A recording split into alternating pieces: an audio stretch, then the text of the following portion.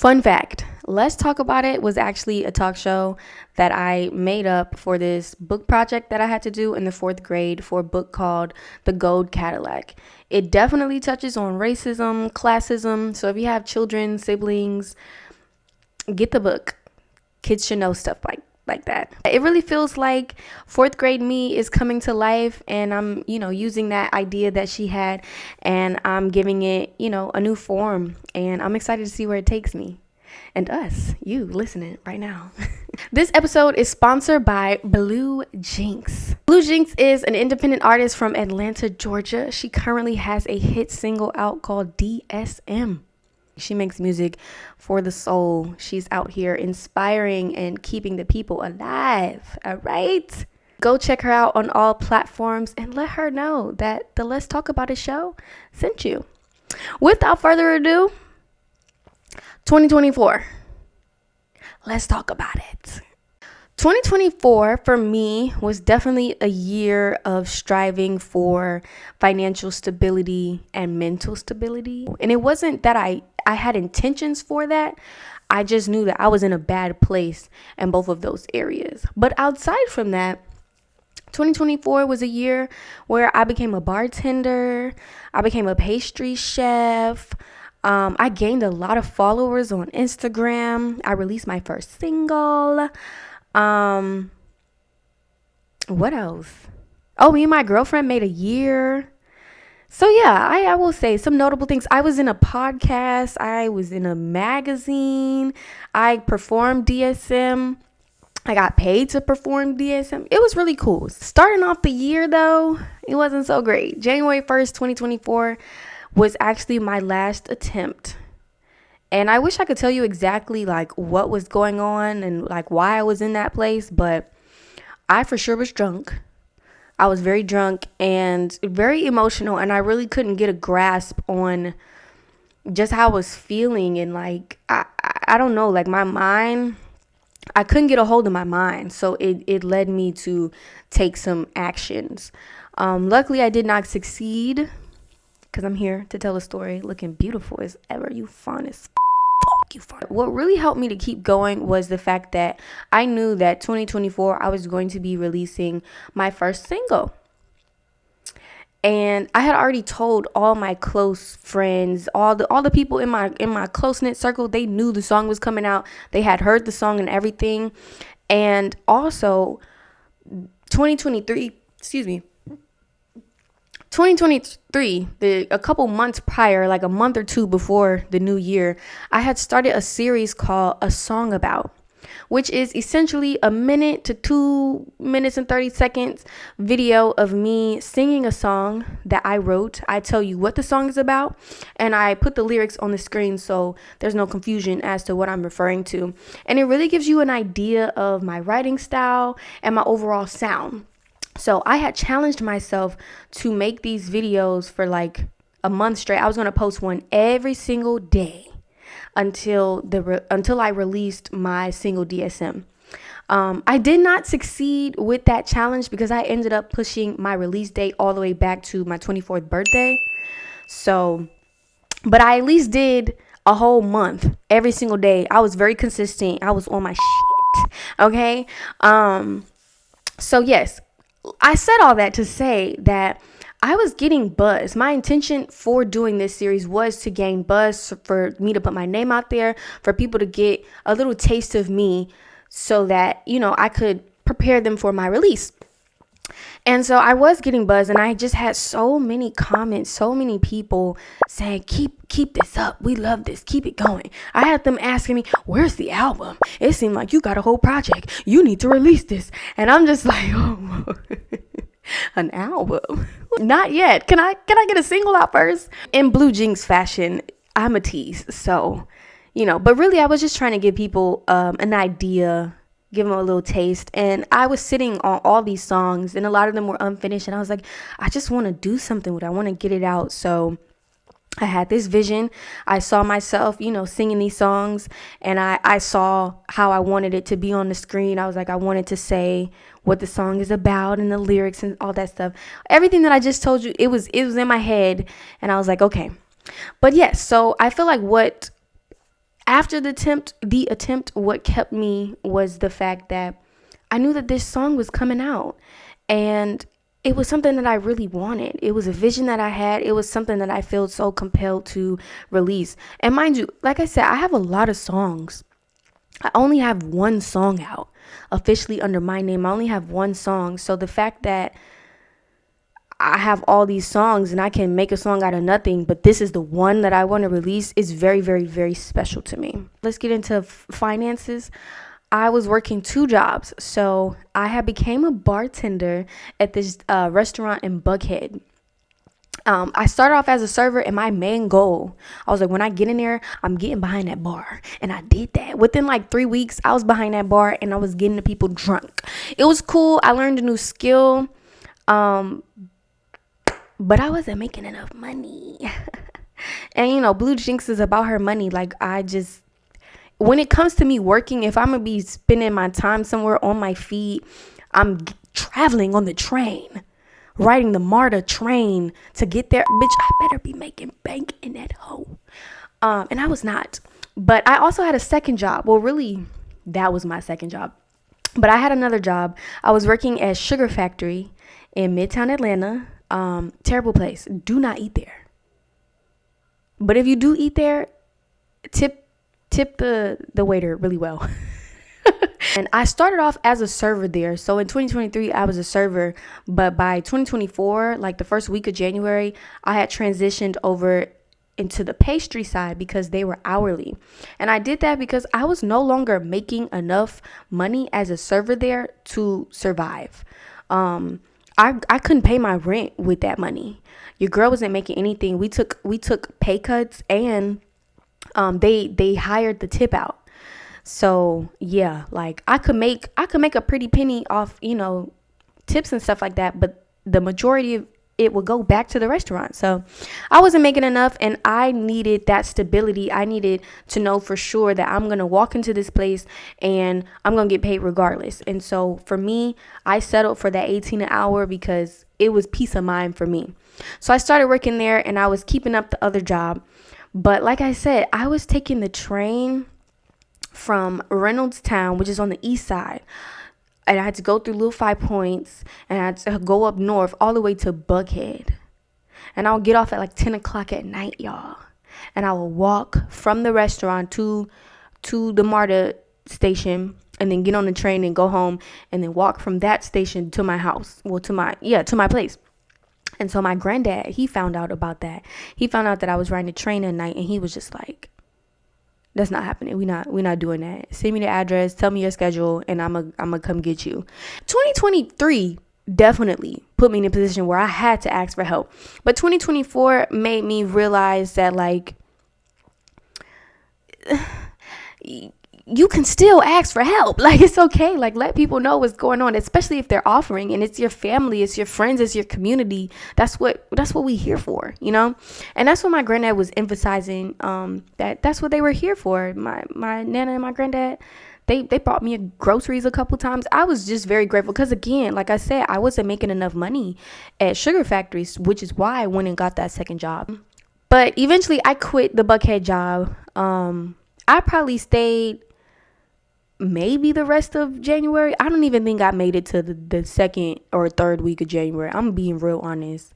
Probably the third week of January, I had quit that place because I wasn't making enough money, and I just didn't feel like it was worth it. So I quit, and I kept my job at Sugar Factory. And I was just like, well, my single is coming out in a couple months.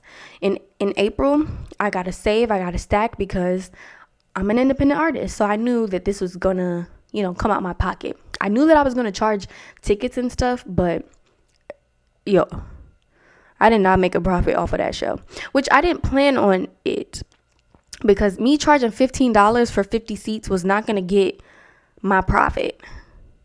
It was not. My wings alone cost $900. Yeah. And I had food, I had liquor, I had dancers, I had a costume, I had a venue. You know what I'm saying? Like, girl, this shit's expensive. But that's really what was motivating me every day. I was just thinking about the show and figuring out what to do and how to do this, and rehearsing for that and getting more ideas on how I wanted to bring it to life. So I also was keeping up my song about series or whatever, and it started bringing me some traction, for real. Like, I was getting a few followers here and there, but it didn't make a jump until later on in the year. But I I got to be featured on this show, on this radio show for like up and coming artists. It's called All Vibes, and they go around all around the country to different cities, and they interview and do a live performance for up and coming artists. And I got the opportunity in February to do that. And I've never done a live performance. I've never been interviewed before. And so it was such a good experience. I got to style myself. I got to practice. And at this point, I didn't have any songs out, and I didn't own any rights to the music or anything like that. But we had to do an original song and a cover. And y'all know I chose Amy Winehouse. So I did an Amy cover, and y'all, I killed that shit. I enjoyed it so much. Oh, it was just so, I felt like I was exactly where I was supposed to be. So like, even though that happened in January, February came around, and I was just getting little doses of like, just a little taste of what it is that I really want to do and what I really enjoy. And it was motivating me. I was like, yo, I like this. This is so fun. So yeah. And when it came out too, I got a really good response from that as well. The, my song Overthinker's Anthem, that performance came out. The interview hasn't come out, or the other one, but it's cool. Go check that out. It is on my page. So yeah. Blue Jinx on Instagram. Just, scroll a little bit. You'll see me. Let's skip to April. I finally released DSM, and I have a live performance, a sold out show. For my first show, I'm very, very proud of myself. And I knew it was going to sell out because I said it was. I wasn't accepting any other reality. So yeah, it sold out, and it was truly amazing. And honestly, I wish I took my time a little bit more, and I was a little less like worried, like a little less stress free and like more worry free, because I really had nothing to worry about. And yeah, like everything about that day was really perfect. And I got to share the stage with my best friend, who I've known since we were 4 years old. So it's really cool us doing that thing together. But yes, like it was overall a really great experience. And that crowd, I wish that I could I could show you the crowd from my point of view. It was so many tears in the stands, like so many tears, so many people. When I was singing, I was looking each and every person in that audience in the eyes. Like I gave everybody a moment, and it's just like I could feel that they was feeling me, and I was just like, this is what I imagined. So yes, it was really great. And the fact that it was my 24th birthday, and topped it off, and all these people showed up for me, and after we went to Bonfire, so it was really cool. I will say that even though like it was great, it was cool, I didn't want to get too much on a high. And I can't say that I kind of was still, there was still a part of me that was a little down, that felt like I knew that I wasn't fully there and like fully recovered and fully okay. But at this point, my song is out, and I have to practice what I sing. If I'm telling people in the song that you can't let them get you down, well, really in the song, I'm talking to myself. But if I'm telling myself that, and other people are hearing this, and it's motivating them and inspiring them, I gotta be about what I sang about. You feel me? So, that's what was motivating me really. And, I was like, you know what? I want to keep the ball rolling. So, what happens? Oh, so May comes around, and I get another job. I get another job because, y'all, that show was expensive. It was expensive. Yeah, it was expensive, and I definitely decided not to pay like my Georgia Power bill, like 2 months of it. I was like, yeah, we gonna put this in the show. We gonna use that money for that. and we'll pay that later.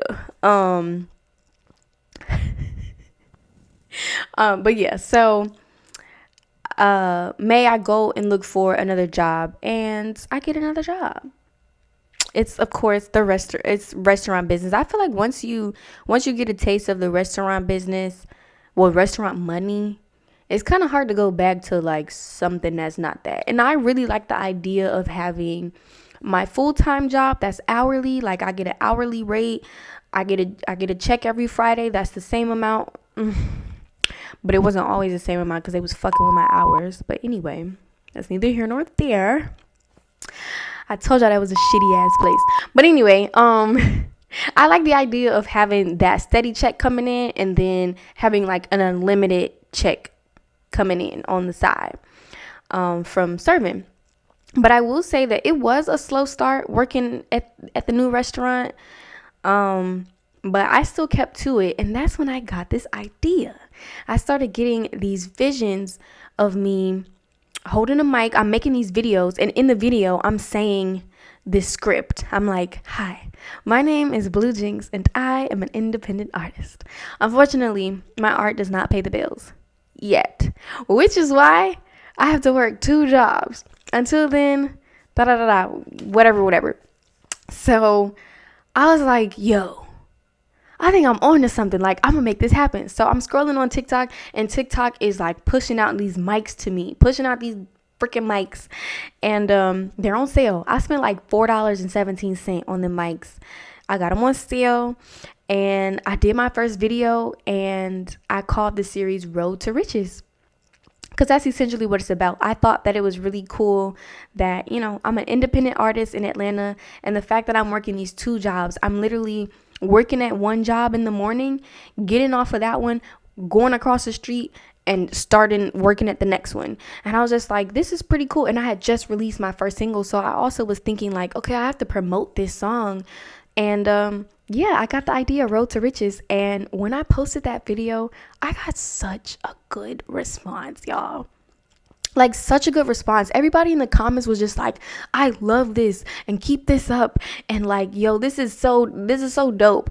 And I was like, oh, I'm glad y'all fuck with it because like I'm fucking with it. Like I enjoyed making it. I enjoyed editing it. And I was happy to post it. And I knew that it was going to be more because I literally said in the caption that I'm going to be doing these until I can quit my jobs, until my art pays the bills, until my art is a thing that takes care of my every need and want. I'm going to make these videos. And like when I make a vow to myself, like I do it, So I was getting the hang of it and getting on like a consistent posting schedule. And I decided every Monday, I'm going to post every Monday.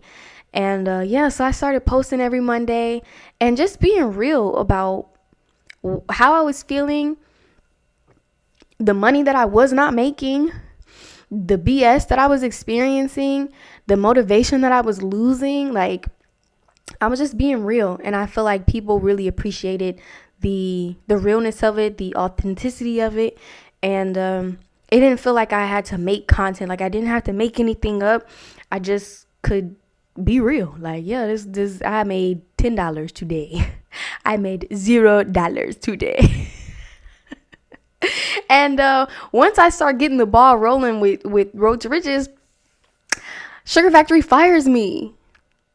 But let's back up. Before we get to the firing part, I was actively trying to get out of that job for a minute, for a really long time. Even in 2023 when I was a server, I was trying to get out that job because it was we just dealt with so much BS. But what kept me there was, one, the money was a little, it was okay. Like it was getting me by at first. And then also my coworkers, like I fucked with my coworkers heavy. Like they was cool people. So we was going through it together, but it was still fun, really, really amazing people. When we experienced all the pay cuts and stuff like that, the changes, all these new people and no AC, you guys, no AC and all this stuff. Like it was just becoming real bad on, like, it just wasn't good for my health. my physical health or my mental health. And so every day I was actively applying for new jobs, trying to find something else, because the second job that I had wasn't cutting it. Like I said, it was a very slow start, and it wasn't cutting it. It wasn't enough for me. So I couldn't quit sugar, but I was actively looking for stuff, y'all. I made so many resumes. I applied to so many jobs, and what really was sticking out to me was, not only was that place like it was filled with drama all day, every day. And it was like unnecessary drama. And it was like the actual building itself made you physically sick. The food made you sick because there's mold in the food. The air made you sick. Well, it wasn't no air. We was in the heat. But like the oxygen in the room was filled with black mold. There was literally black mold in the AC unit vents. Yes. And we're inhaling that. Black mold is a silent killer, y'all. So it was just weighing on me. And it was also turning me into this mean person. When I tell y'all, I always had a mug in there. Oh, I had a mug. And like, it would be like new servers and stuff. And a couple of them would tell me like, yeah, I was really scared of you at first. Like, you just didn't really look approachable and stuff like that. And honestly, I didn't mind looking mean as fuck because I didn't want to be bothered. But I do apologize to anybody whose day I ruined, or like, if I made you scared, because I know you was going through it out there on the floor. Like, I apologize. I was just going through it myself. And yeah, the place made me really short with people, and I was just mean because I was mad. I was miserable. And I felt like I was stuck there because I had bills to pay. And also, I just funded this whole show off of $18 an hour. So yeah, I'm trying to make my money back. But right when all that happens, while I'm going through that, I'm making the Road to Riches series. It's cool. I'm like, all right, at this point, I'm at this job for the content and the little bit of check. They fire me, and I was not mad. I wasn't mad at all. I was actually relieved, and I was just like, finally, it was gonna come to a point, and yeah, I was actually okay. And you know what? I always stay 2 steps ahead, sometimes 10. Because the money that I was making at the second job that I had, I didn't touch any of the checks. So I was working there from May all the way to, I started working there at the restaurant in May. And I got fired from sugar in like the beginning of July, I think. So May, June, July, about 2 months. 2 months worth of checks that I did not touch. Two months and like a couple weeks worth of checks that I did not touch. And I was so grateful because, honey, when I lost that job, it was just like, oh, I still had bills to pay. I still needed groceries. Life went on. But that's when, like I said, my community really, really kicked in. And I was grateful that I still could call on this person and call on that person. And I got a girlfriend. My girl is never going to let me go hungry. She's going to feed me. But, dang, I'm losing my train of thought.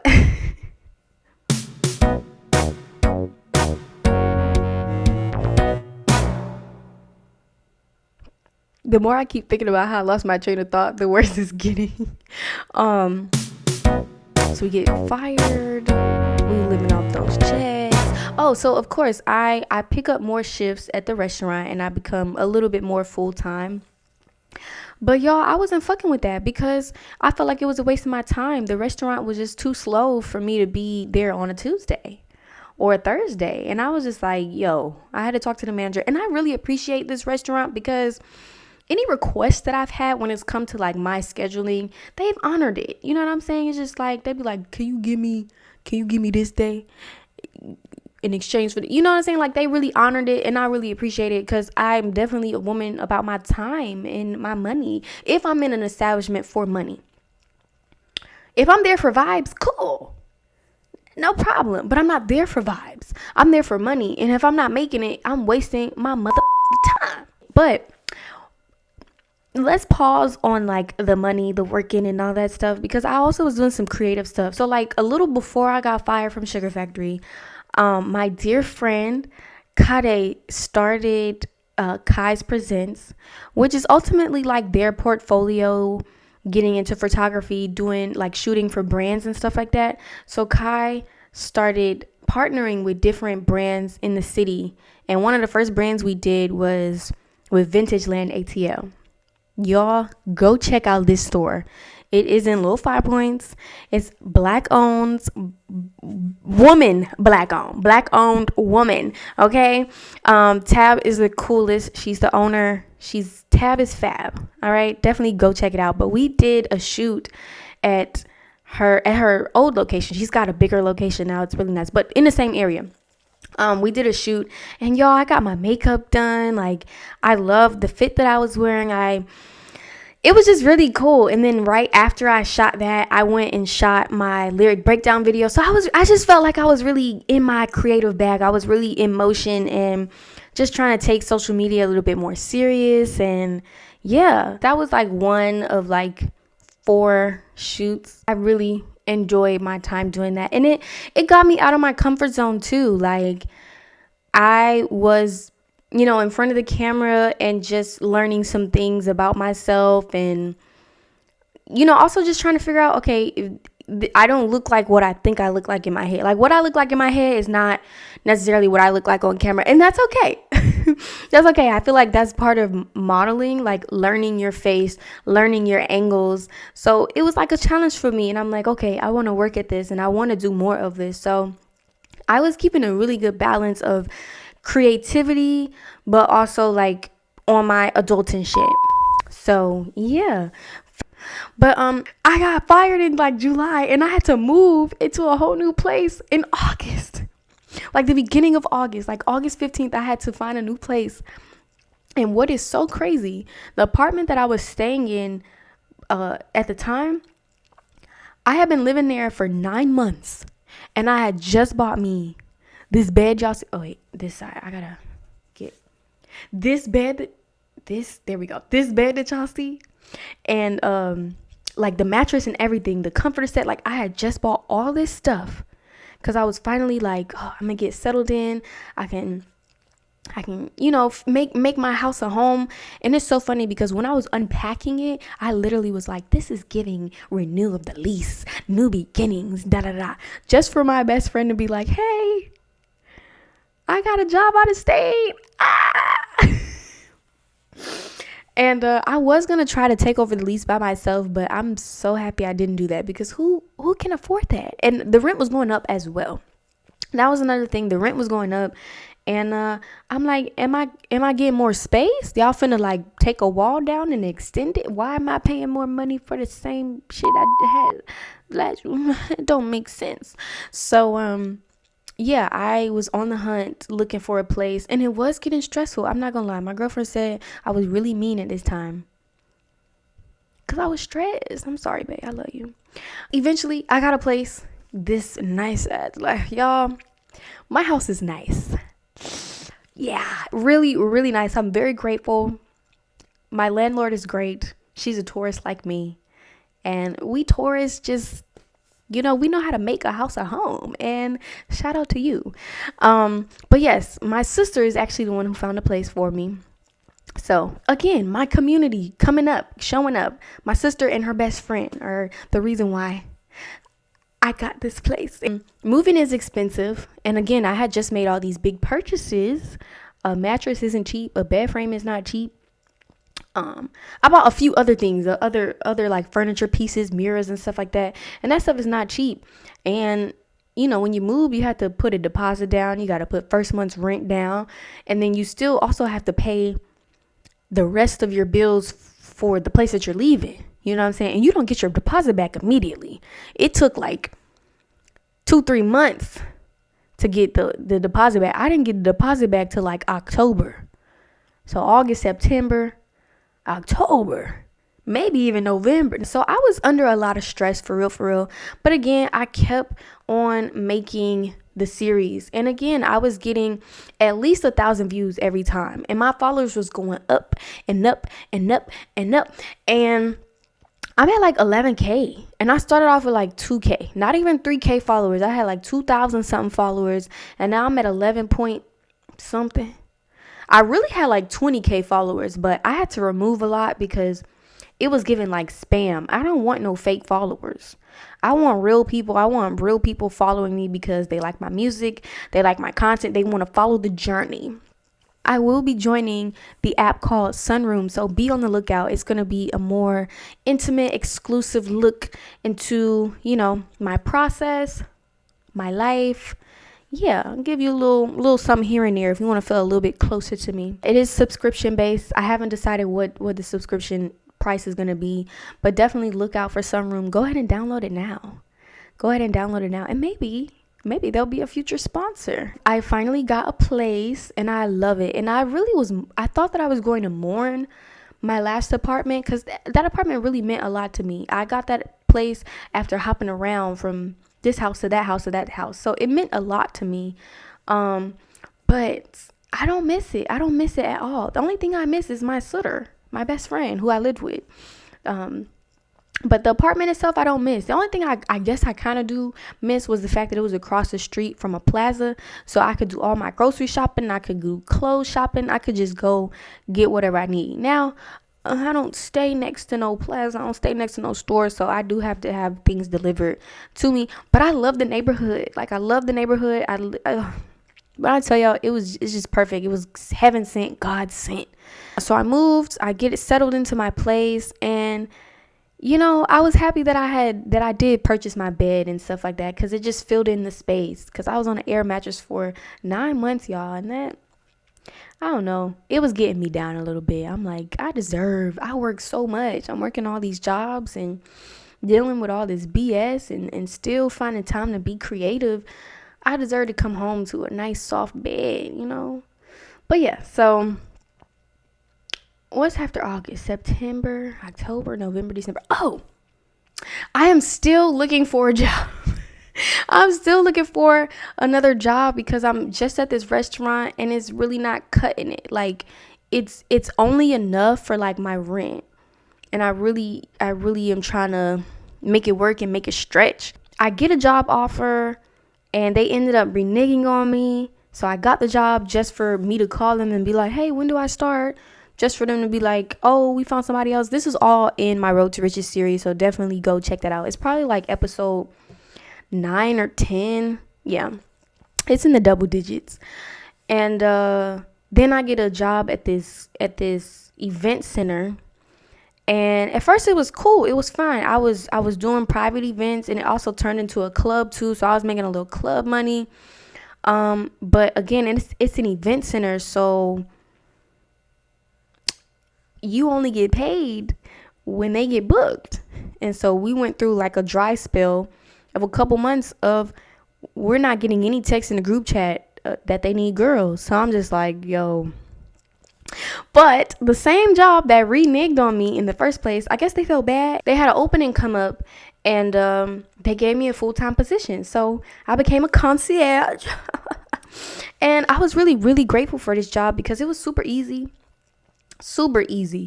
And I was able to edit a lot of videos. I was able to make music and get my thoughts together and think and just be creative.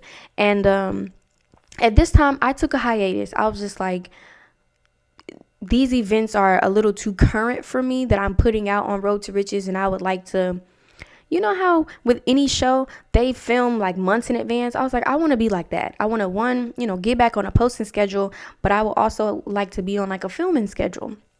So I was just, at this time I was filming, I was working, and I was getting paid. I was on the clock getting paid while I was recording videos. And I have some good news. 2025, I am bringing back the Song About series. Okay, we're bringing it back with a twist. I'm just, you got to do it a little bigger, better than before. So season 2 Song About series on the way. Remember when I told y'all I was applying to jobs galore? Yeah, so there was this one job in particular that my friend was putting me on to, like was telling me about, and I ended up getting on the wait list. And the lady was like, they're probably going to do like how they did last year. So around Thanksgiving, we had a lot of positions open up. So just be on the lookout. I'm going to put you on the wait list, and I chose to get on the shortest wait list. Even though the shortest wait list was not the exact schedule that I wanted, I was just like, just go put me on there, because I needed a job. As soon as I put myself on that list, the job that reneged on me called me back and was just like, yeah, we got a full-time position for you. I go to the job, I start the job, and a month in to the job, I get a call from the new job that I was on the wait list for, and they're like, yeah, we're ready for you. And I'm like, this is how I envisioned it happening. I was like, eventually they're gonna call me. And so last night was my last night as a concierge. Grateful for the job. It was cool. It's definitely gonna be a Road to Riches episode, so check that out. But I start my new job on Monday, and I'm happy because, one, I get paid more, and two, I get to go to work in the morning. And I really, really, really want to get on a better like sleeping schedule and stuff like that, because working at night, I just don't think is good for your health. I did it, for the time being, but like I really would rather be at home at night and in my cave, So yeah, I'm about to check this phone because my little screen mirror died, so I can't even see if it's like getting good. But 2024, I really can't, I won't complain. I'm grateful for it. It was definitely better than 2023, and I feel really, really good about this year to come, and like everything I have planned, and even the things that I don't have planned. I feel good, like I'm in a good space, and I've given myself stuff to do. I got a lot to do, and that's all I be needing. I be needing something to focus on and make happen. And yeah, so with that being said, it's a wrap. Our first episode of Let's Talk About It. My name is Blue Jinxed. Blue Jinxed? What? I am your host, Blue Jinx, coming to you live. Well, technically, this is not live, but anyways, Blue Jinx is my name. Definitely follow me on all platforms, BLUJNX. Listen to my music, and until next time.